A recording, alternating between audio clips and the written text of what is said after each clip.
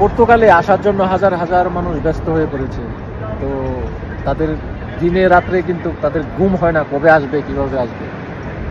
আসার পর পরিস্থিতিটা বুঝতে পারে যে আসলে এখানে বাস্তবতাটা অনেক কঠিন। এখানে টিকে থাকাটা একটা সংগ্রাম, এখানে কাজ পাওয়া আরেকটা সংগ্রাম।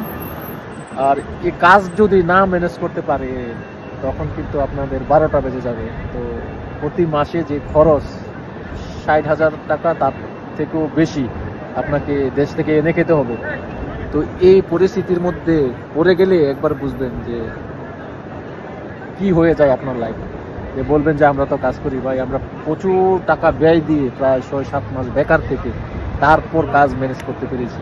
অনেকে বছরের পর বছর চলে যাচ্ছে, কাজ ম্যানেজ করতে পারছে না, বা বিভিন্ন দেশে আসা যাওয়া করে যেখানে কম স্যালারিতে কাজ করছে, অর্ধেক স্যালারিতে কাজ করছে, যে স্যালারি তাদের খেয়ে দিয়ে কিছুই থাকে না।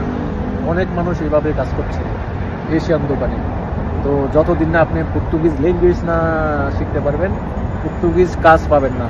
তো যারাই পাচ্ছে তাদের ট্যালেন্ট আছে, তারা ভাষা শিখতে পেরেছে এবং তারা কাজ জানে বা ম্যানেজ করে ফেলেছে। কিন্তু তারপরও হাজার হাজার মানুষ বেকার। তো নতুন যারা আসতেছেন তারা কিভাবে ম্যানেজ করবেন আমি জানি না। অনেকে কাজ ছাড়া কিন্তু আসতেছেন কন্ট্রাক্ট করে, যে আমাকে কার্ড বানিয়ে দিলেই হবে, কাজ দিতে হবে না। তো আপনি এসে কিভাবে কাজ ম্যানেজ করবেন?